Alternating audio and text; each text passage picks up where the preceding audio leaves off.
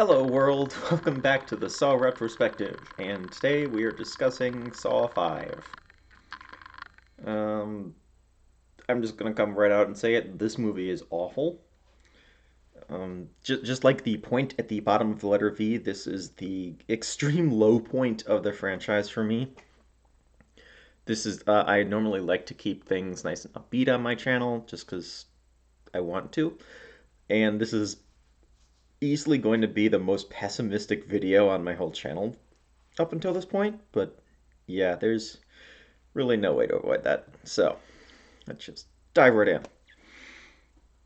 So, in terms of the plot.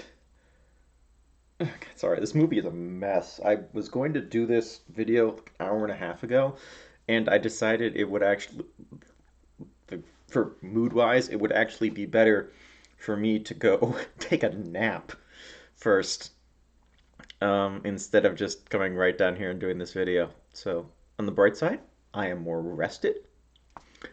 On the not so bright side, I still have to talk about Saw 5. Yeah, can you tell I don't like this movie? Okay, anyway, so back at the plot. We open things up at the just continuing, or there's a trap. I'll talk about that in the trap section. We open things up continuing right where Saw 3/4 left off. So we have Special Agent Peter Strom in the room with that now has a dead Jigsaw, Jeff, Lynn, and Amanda. There's the biles. The bodies are just piling up there. And he's getting out of the room, manages to do so, and gets a message saying, "Hey, you should probably stay in this room." And if there's one thing that all the detectives and such should really take away from all the messages that John Kramer or other people pretending to be Jigsaw leave, it's that he does not do reverse psychology. There have been so many examples of people dying because they did something that they were told not to do. So, you know, really should have stayed where he was. But he didn't, so we end up with another trap. I'll talk about that one again later. And as it turns out, um, yeah, so we see Hoffman outside, other police officers have showed up. Hoffman is the only one to survive. Except not really, because Agent Strom has also survived his ordeal. And now we're getting to the actual main plot of this movie, which isn't much of a plot. Sorry, look at my notes here. Just so not really a small side note. So one important thing. So in Saw 4, Officer Rigg was a major suspect as someone who might be working as part of the whole Jigsaw thing because everyone around him keeps dying. And now we have Detective Hoffman as the only detective left after everyone around him keeps dying. So why is he not immediately the number one suspect to this? Agent Strom suspects him, but no one else does, which is weird because of all the suspicion that was being thrown at Rigg for the exact same stuff. But yeah, bit of a plot hole there. So yeah, Hoffman rescues Jeff's daughter. We have Jill getting a message from John, which in this case it's really weird seeing John leave messages via video instead of all the little cassette tapes. Because I think the only other times, I mean, he does. There's this weird mixture of sometimes John leaves a message via a tiny tape, sometimes he does a video with Billy the doll. It's if there is a consistency between which is which, I don't know what it is. But yeah, this might be the first time we've seen him appear in person on a video. But yeah, so Jill is left to box, and we won't find out about that until a different movie.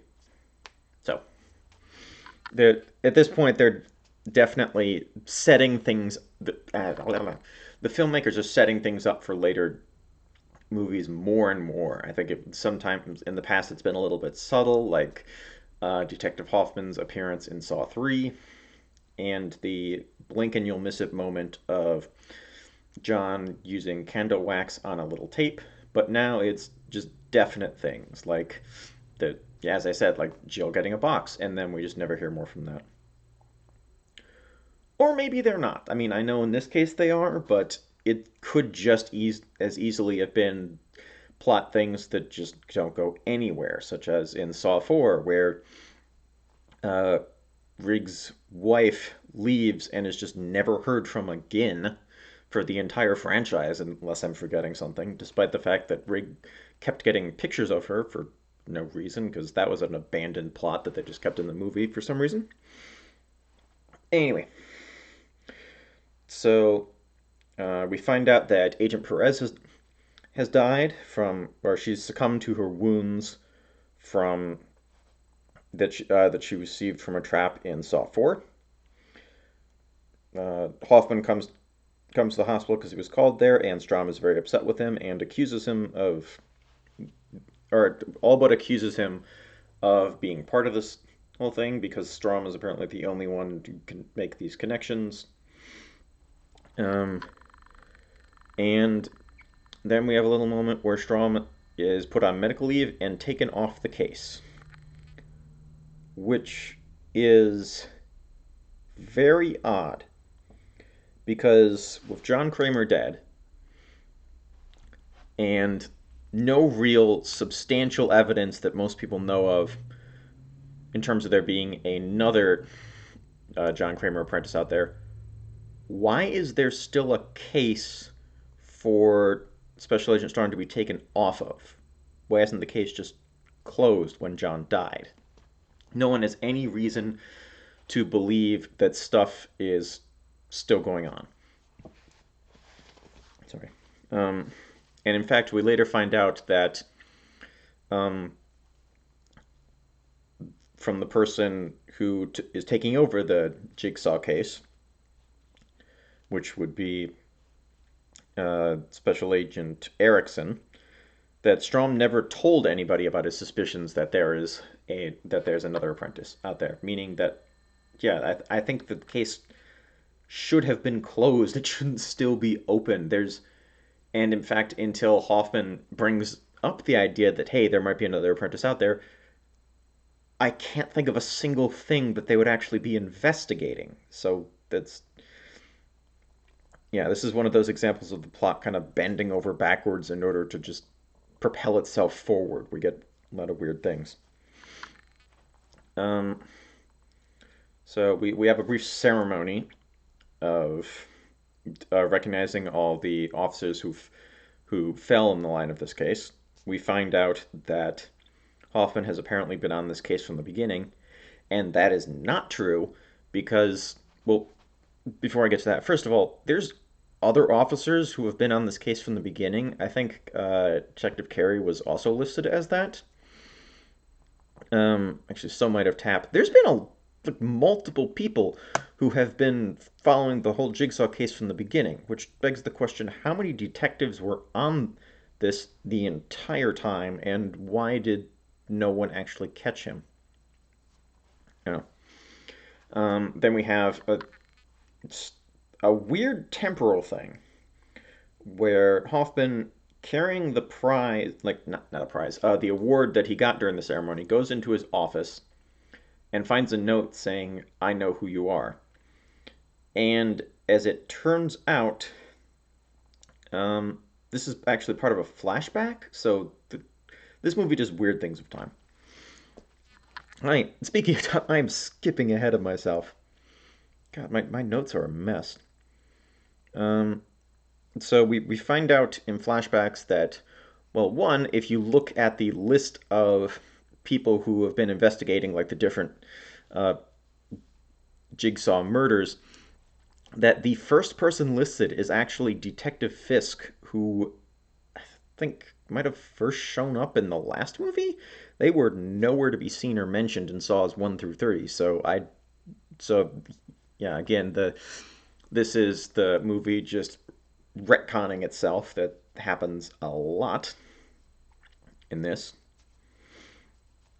We find out that Hoffman's sister was murdered by someone named Seth Baxter. They claim it was an accident, but I'm not sure how you accidentally slit someone's throat. Anyway, Strom, even though being taken off the case, continues to investigate Hoffman. And a lot of this is like, for example, he goes to where Seth was murdered with a trap, and I feel like that's mostly just to give us more of an excuse to see flashbacks that are filled with blood and guts. So that's it's pretty pointless. That yeah, it's clear at this point that the filmmakers are just they're trying to gratify the audience's need for violence. They need to see these explicit shots of guts flying and everywhere and blood going every which way.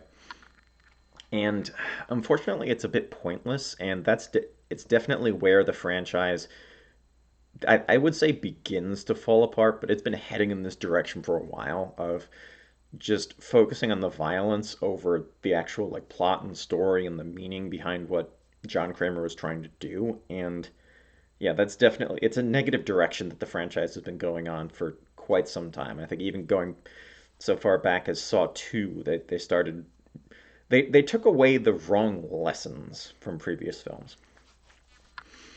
Um, so yeah, Strom continues to investigate Hoffman throughout the film, and which is mostly a series of flashbacks about stuff, which begs the question: A, are these flashbacks just for the audience?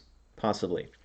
B, is Strom having just making random guesses, and those guesses are leading him to the information in these flashbacks because Strom seems to be following along with Hoffman's past machinations very well.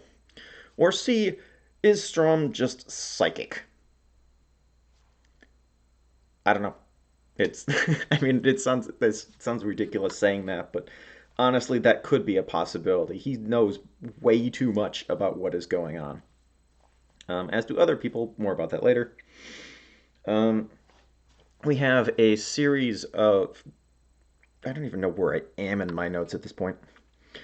We have a series of flashbacks of Hoffman working with John, including so these flashbacks are very hit and miss. Sometimes they add some stuff, sometimes they add nothing, sometimes they actually take away from things earlier on in the franchise. I think my least favorite one is the where we see a flashback of them setting up the razor wire trap.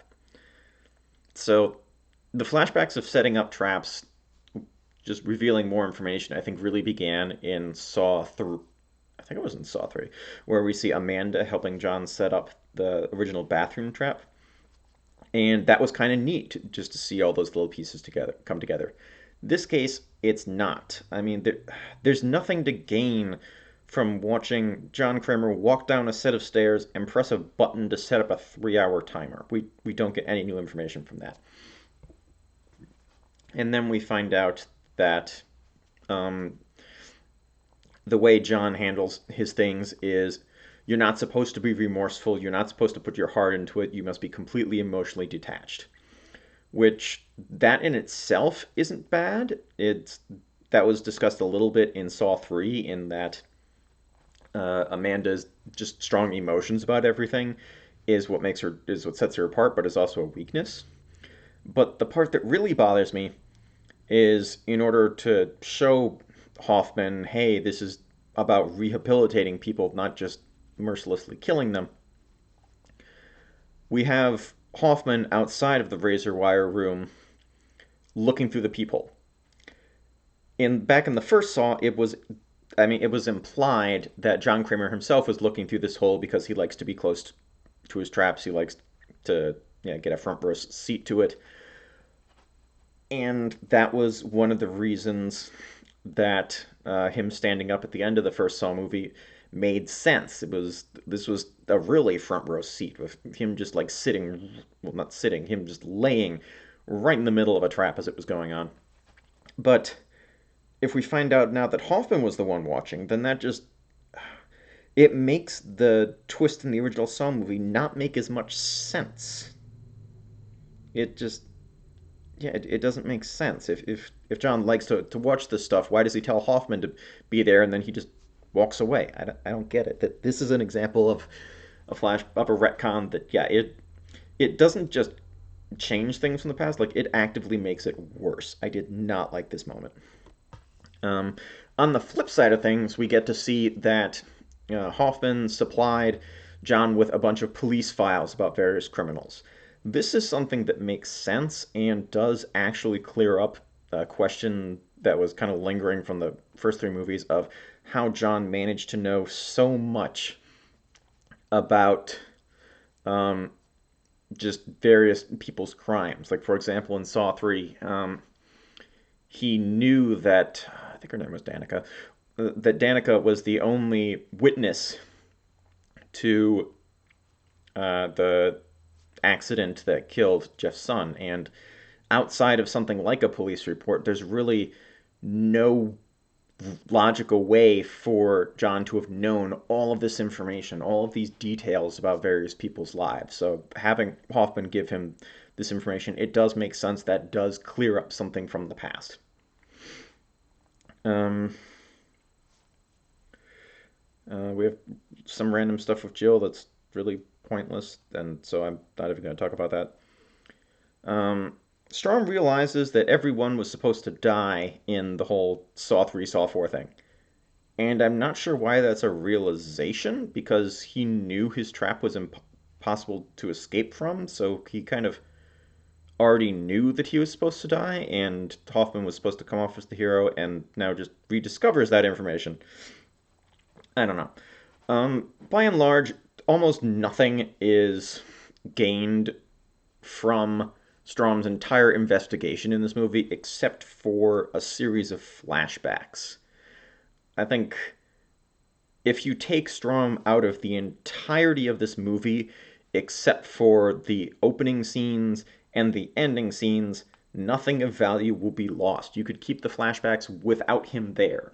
In fact, sometimes him being there just confuses things. So, for example, before the flashback about the razor wire room, Strom goes to where that trap was set up, and we still see all the razor wire maze there, which makes you wonder why is it has it not been taken down by the police, and also how was it still up? Does that are we to think that the police removed the dead body from there without managing to disturb the barbed wire at all, even though it was tricky enough to navigate through that said person died while trying to get to the exit?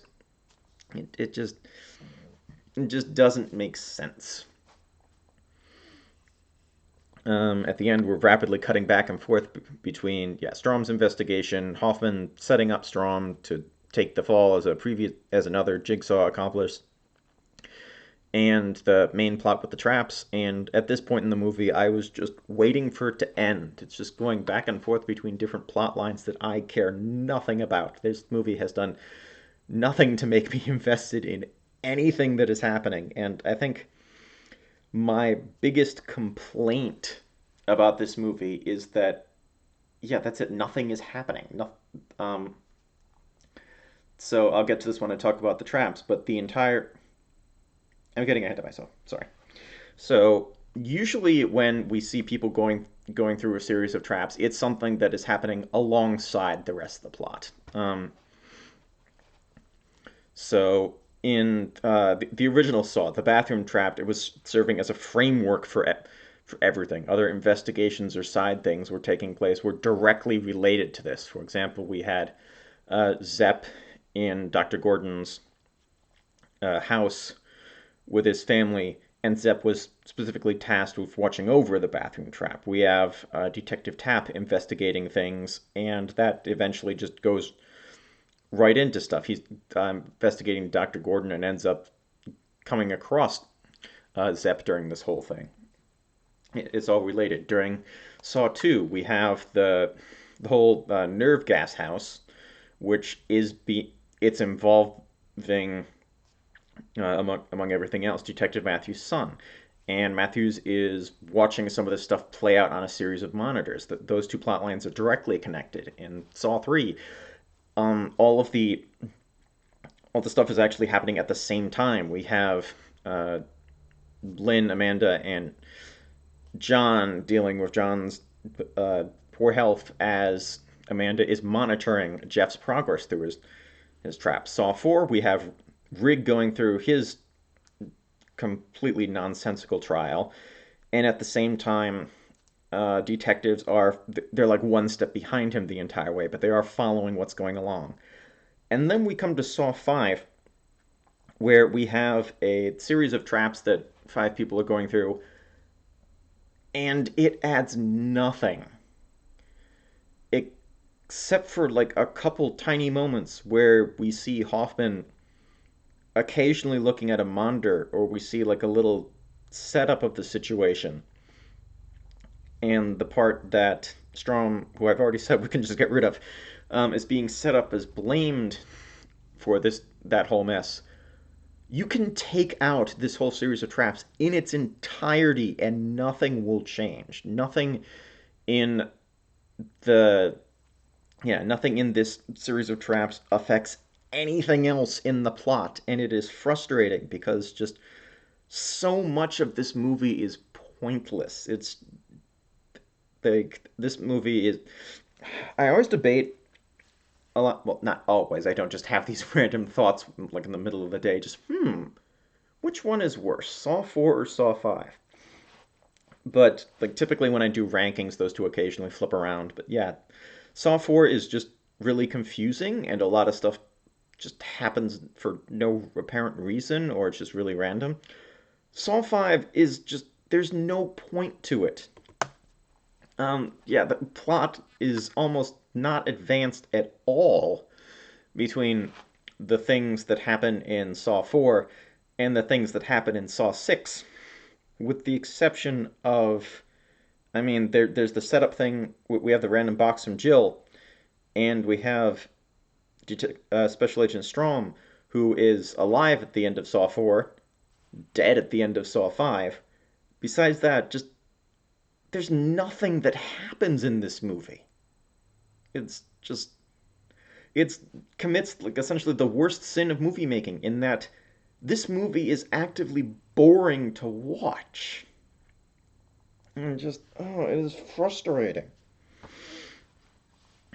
Um yeah. So it's just pointless nihilism. I think this is the point where if you've decided for some reason you've decided to marathon this entire series in a single sitting, which I have done twice and don't recommend. I think this series works better if it's either A, spread out, or B, you just stop after Saw 3. Yeah, it's just there's nothing going on worth seeing. You're just sitting there staring at a screen with blood-soaked blades. Everyone loves those, right? Um, and yeah, just there's just nothing going on. Just pointless nihilism and endless scenes of people just failing at the human condition. I don't know. Anyway, how long is this video so far, dude? Oh, we've already gotten just as long as the entirety of my Saw 2 conversation. I keep thinking that these videos are going to get shorter, and they just keep getting longer. I'm really curious how long the Spiral video is going to be. Is it going to be longer than Spiral? I don't know. It could be. I just don't know when to shut up. Anyway, so our next section, the twists, or in this case, the lack thereof. This is going along with nothing of value being in this movie. It's the it's the worst twists in all the franchise. So there's two main there is a main twist, and that is the reveal that um, in the main series of traps, it was specifically designed for 5 people to make it all the way to the end. If they had done everything correct, then people would have worked together to help each other survive. This is something I had actually talked a little bit about in my Saw 2 video with the whole numbers on the neck thing. But yeah, humans in general have not been able to get beyond the concept of us versus them and just the, cooperating instead of competing. It's an interesting topic. Unfortunately, it is handled terribly in this movie. So we have, yeah, I'll admit I didn't see this coming the first time, but a lot of people were able to predict this one. And looking back, it's really obvious. So, I mean, besides just the not so cryptic comments from John about like, okay, you've gotten ahead in life at the expense of other people. Don't trust your instincts with this. You have a series. I'll get more into it when I talk about the traps, but just it's something that is really heavily telegraphed as this movie goes on. I think a lot of the saw twists are things that you don't see coming, and if on rewatch you get like maybe little hints or recontextualizes something. Whereas with this movie, it's like, hey, here's a hint. We're trying to do this. The characters don't know it. You don't know it, but we're going to tell you later, and it's going to blow your mind. Um, the other really weird note about this twist is that it happens really early on. I mean, like, not super early on, but normally it's like the last scene in the movie. Whereas with this, we get this reveal. There's 20 minutes left. It's around, like, I'm rounding here, but it's around like an hour and 10 minutes into an hour and a half film. There's a substantial amount of stuff left that happens. It's it's odd, and we have the characters themselves realizing what happened instead of specifically being told, which it is a nice change of pace. Unfortunately, it's a change of pace that doesn't work against the series because there's like one of the series hallmarks is this flashback montage that happens at the end of the movie set to Hello Zepp, or the Zepp theme. I don't know what the technical term of the theme is, but it's a theme that was really prominent during Hello Zepp / Zepp Overture on the score to the first Saw movie. And yeah, this doesn't have it because people are realizing it themselves. We don't get a montage. The Hello Zepp music is nowhere to be found, and it's just weird. It feels like a moment that like should have been in an entirely different film or a different series. It would have felt more place here. Like here, they're changing things up, which is good, but to the point that it just doesn't feel like a Saw film at this point. And then we get to the part of the movie that is not a twist at all. We have the very end of the movie, where Special Agent Strom is told that if he wants to survive, he needs to get into a box of glass. And yeah, the voice of Hoffman is coming through on the tape saying, "Have you learned to trust me yet?" And this is the voice of someone who has previously tried to kill Strom and has spent most of this movie actively setting him up to take the fall as another apprentice of John Kramer. This is not a person who should be trusted, but still, it goes back to the thing I said earlier, where like in these traps, if you were told something, it like you should listen. I can't think of a single example when someone has been told not to do something, and that specific thing that they were told not to do is the right thing to do. I mean, a great example of this is Saw 2 with the revolver trap that they were told, "Hey, don't use this key on the door." What does someone do? They use the key on the door, they die.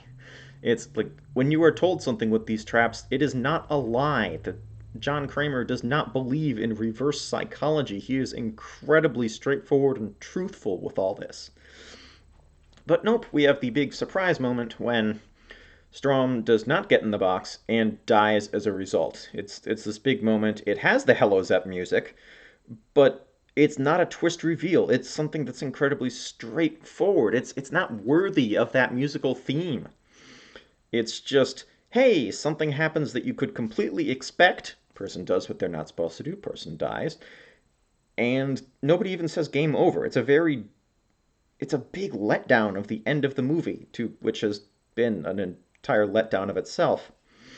So yeah, it's not a twist. You get the one twist 20 minutes from the ending, and then you end on not a twist. That yeah. Anyway, um, yeah, let's pull half an hour. Let's pull up the wiki so we can go through the everyone's favorite or potentially least favorite, depending on how you feel about this movie. The traps. Okay, up first we have the pendulum trap. This one, I have mixed feelings about this trap. So on the bright side, there is a small. It's not small. There's a big connection between the sins of the victim here, who is Seth Baxter, who and uh, yeah, between Seth Baxter and yeah, that sorry, there's a connection between his sins and what the trap represents. So he used his hands to kill someone. I get specifically cutting their throat open. And now, in order to survive, he must destroy his own hands. Otherwise, he's going to be cut open. Although, instead of like the throat, he's cut open in the abdomen in something that is a reference to the Edgar Allan Poe story, The Pit and the Pendulum. I haven't read that story. I know of it from. I want to say it's a part of a Vincent Price movie. I could be wrong about that, but yeah, I'm familiar with the situation of the thing swinging from the ceiling. So there is the connection there, and he actually does what he's supposed to. And unfortunately, he just dies anyway because Hoffman was using this not as a way of teaching someone a lesson, but as a way of just murdering someone and covering it up by making it seem like a jigsaw trap. It's something that it makes sense for his character to have done. I personally don't like it. I'm with John Kramer on this one. I like it when the traps are actually something that someone can escape from, that they can, in theory, learn something from. They can change their life. Speaking of things that are inescapable, we have the water cube. This one, I can't imagine what this must have been like actually filming this because they really did film this container with water. But and they had people working by the side who, when the actor gave a signal, they would just open the sides up and all the water would come out so that they wouldn't literally drown him.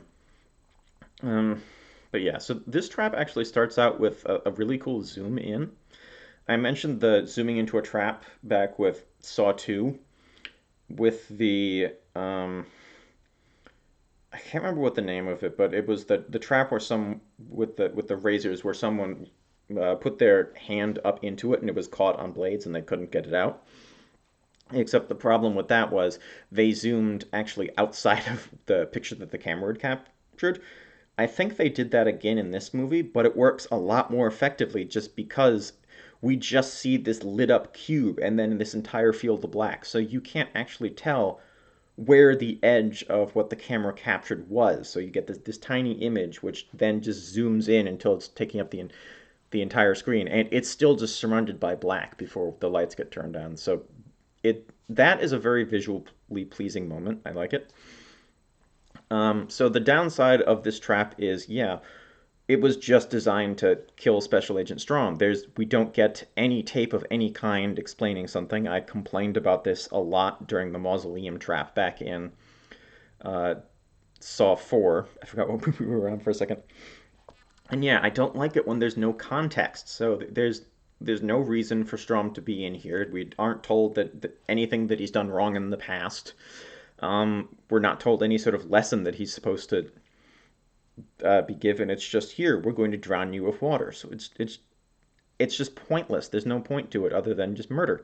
Although I will say, it's an inescapable trap that Strom actually does manage to escape from. He does a very smart, although not super realistic thing of giving himself a tracheotomy with a pen that I looked online, and I came across a bit of trivia that apparently in Saw 4 he's just always clicking this pen as kind of like a nervous habit. So they did set up the fact that he has this, which that was a smart thing to do, and it's a smart action on his part.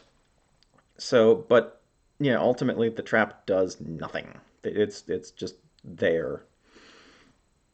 Okay, up next we have what the wiki is calling the Fatal Fives trial.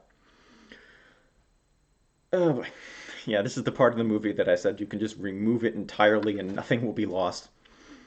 So we have five people who, as it turns out, were they were all involved in some way or another in a building fire that consumed the lives of eight innocent people. You had like the person who started the fire, the person who started the whole plans, a person who did building permits, a private investigator who just buried the whole thing.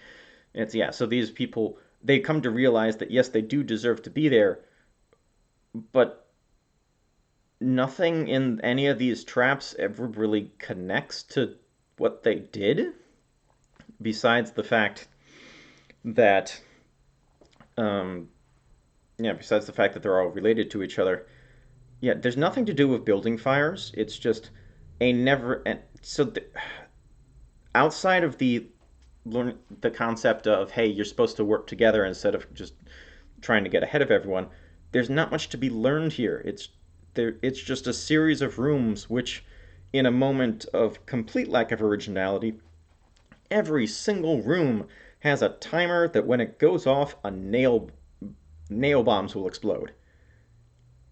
It's like normally there's variety with these things, but it's okay. Get out of this trap or nail bombs. Next trap, get to safety or nail bombs. More nail bombs, more nail bombs. It's just I don't know if John or Hoffman or whoever set this up was just rushing on the day that they came up with this and happened to have several thousand nails with them, but it's frustrating seeing these traps which are normally the high point of creativity in this franchise just have them be so trite. It's you just seeing the same thing over and over again.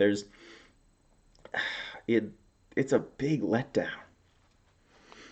The other weird note is that, yeah, so there's a timer, but just because of the nature of the timer, if they solve a specific trap quickly, then they get to just hang out in the next room and chat for a while and try to figure out what's the connection between everyone is. That in itself isn't bad, um,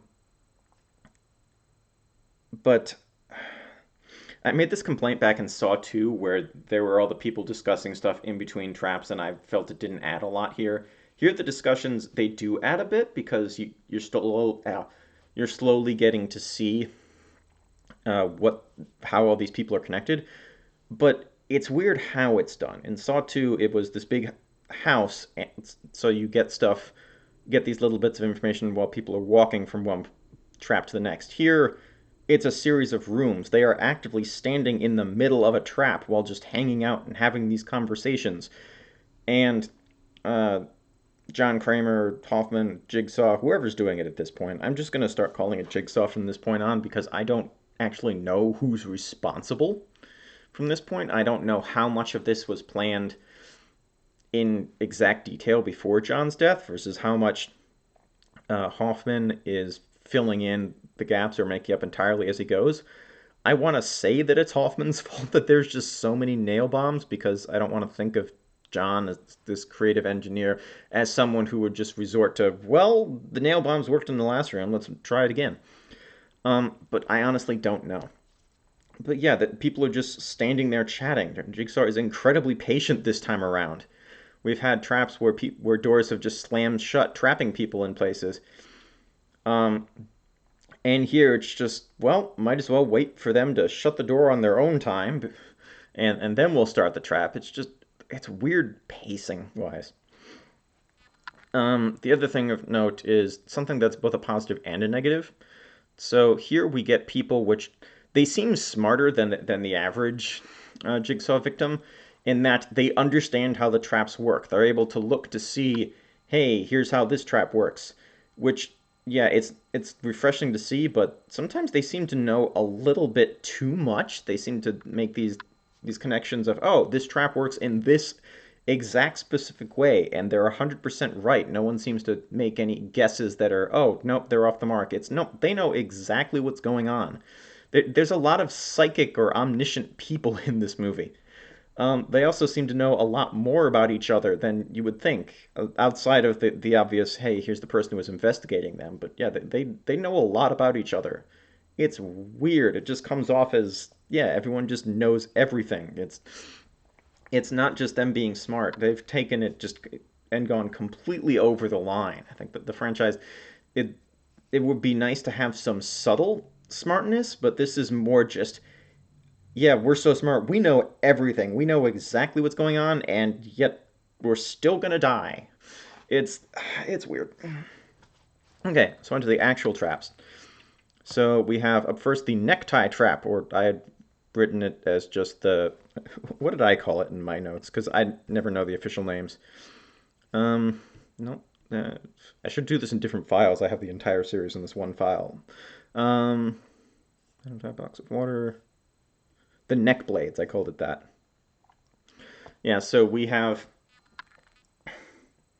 Yeah, it's pretty straightforward. We get the introduction of it with the whole five people will become one, meaning they're supposed to like work together as one thing, not literally four people will die.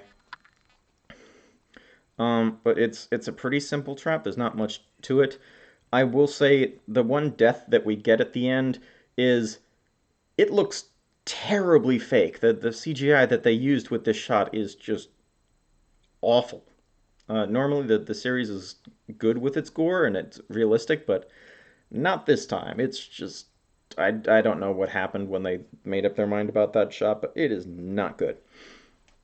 We also have a moment where one of the victims, I don't even know the names of any of the victims in this movie. Like, I can't remember if they were actually said or if and I'm forgetting them, or I don't know.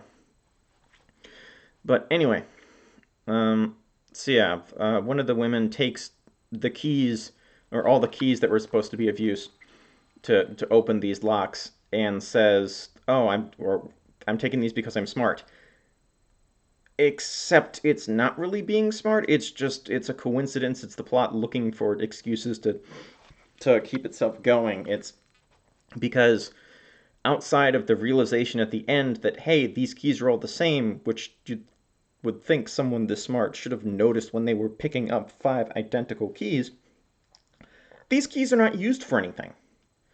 It's it's like Chekhov's gun, except at the end of the play, Chekhov just realizes, oh, I have a gun, and then never actually gets to use said gun. It's just, yeah. Anyway, next we have the sealing jars. So this is a moment that, yes, everyone loves jars filled with things, especially nails. Um, and so there's four places people could hide, but only three keys, which is, and there's the comment on the video about, okay, who will be the odd man out?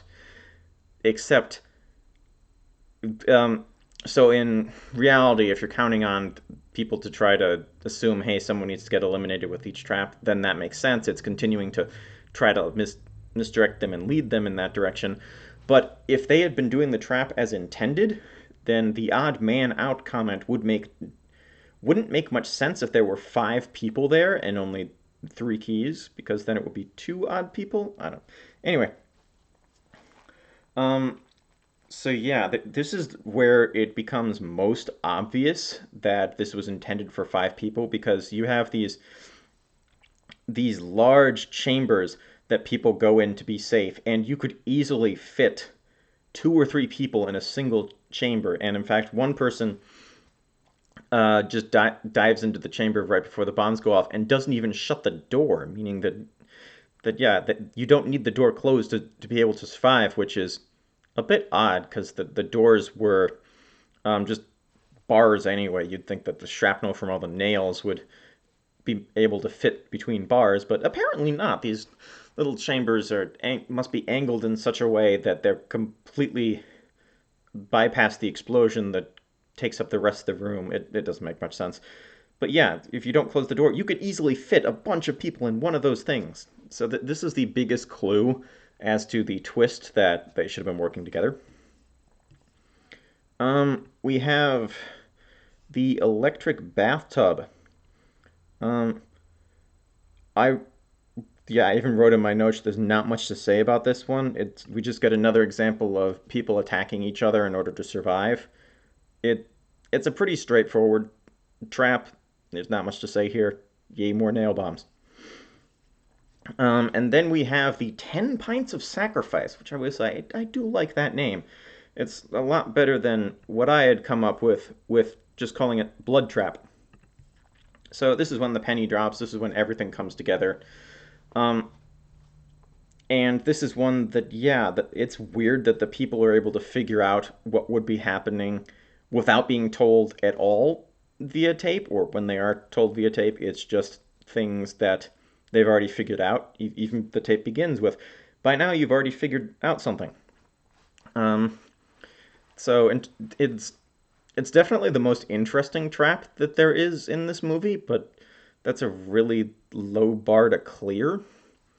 It's also the most violent one, and the way it's shot, it's just you just see people screaming, and blood is going everywhere, and the camera is also going everywhere, and it's just a mess, and it's not fun to watch. I think even if you're just really into gore, that like the way this scene is done is just senseless. It's pointless. It's as I mentioned, it's just incredibly nihilistic, and it's there's no reason for it. Nothing that these people are accused of in any ways has to do with people losing blood. It's just why? There is no outside of just, well, we haven't had enough violence in this movie. Let's just toss some blood-soaked blades in here. It's just there's no reason for it. This entire series of traps is just meaningless and pointless, and it frustrates me. Sorry. Up next, we have the shotgun chair, which is kind of a bit of a non-trap. We have, yeah, John Kramer has kidnapped Detective Hoffman, strapped him to a chair, and stuck a shotgun in front of him. Hopefully, he's learned the chair lesson from when Cecil was in a chair and the chair broke. But yeah, it's done that if Hoffman tries to escape, he'll get shot with a shotgun. Except that the shotgun is loaded in a way that so that when the trigger is pulled, it doesn't actually go off because there's only sorry, there's only bullet or is there a bullet with a shotgun? Was that a slug or something? Anyway, there's only ammo in one of the two chambers, and it's not the one that goes off first. So Hoffman isn't actually in any danger. And then John decides to take Hoffman on as an apprentice without ever truly seeing if he has what it takes to survive, if he's worthy of this. It's just, hey, you did something wrong. I'm going to show you a better way. Instead of actually trying to teach him a meaningful lesson about cherishing life. He says that, okay, like, do you have what it takes to survive? And Hoffman just kind of casually leans into the shotgun, and that's it. There's no torture going on with this one whatsoever, and it's just why is this here? What was even the point of that? The shotgun serves no purpose whatsoever, like many things in this movie. And finally, up last, we have the glass coffin.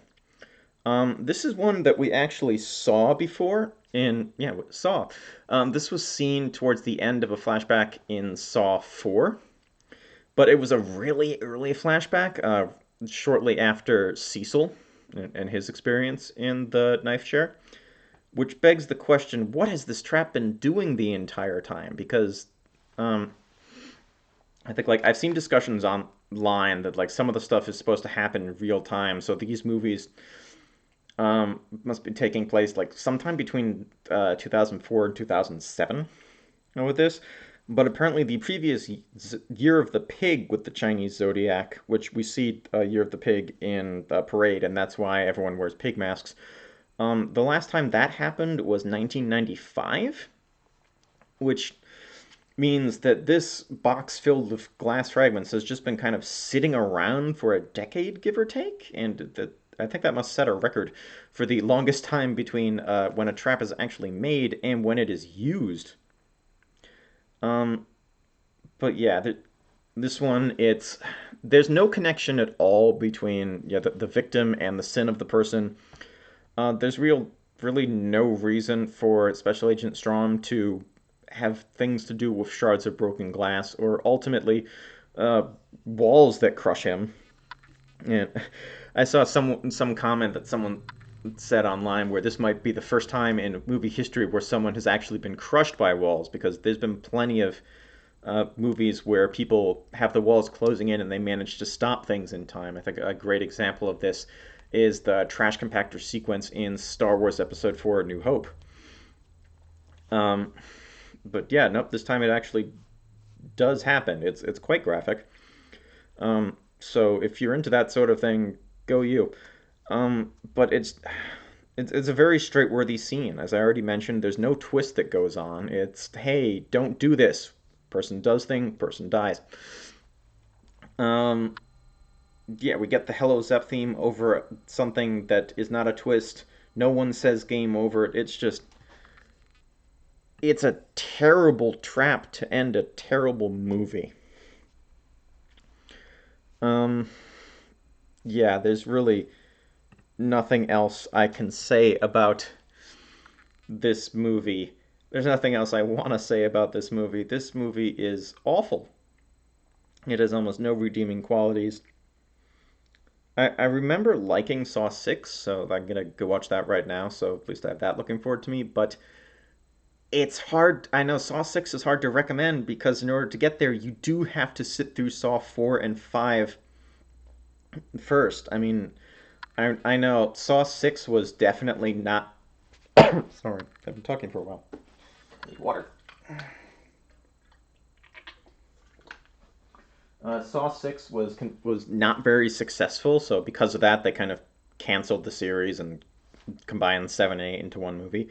And I don't have any evidence to support this, but I think fuzz in my mouth. I think the reason behind that is because Saw 5 is just so awful that I think it turned a lot of people off from seeing Saw 6. And yeah, that's just a thing that happened. Um, this video has gone on way too long. I'm running out of hard drive space. I'm gonna go upstairs and watch another movie. I hope to see you back for when I discuss that one. Thank you all very much for watching. I'm sorry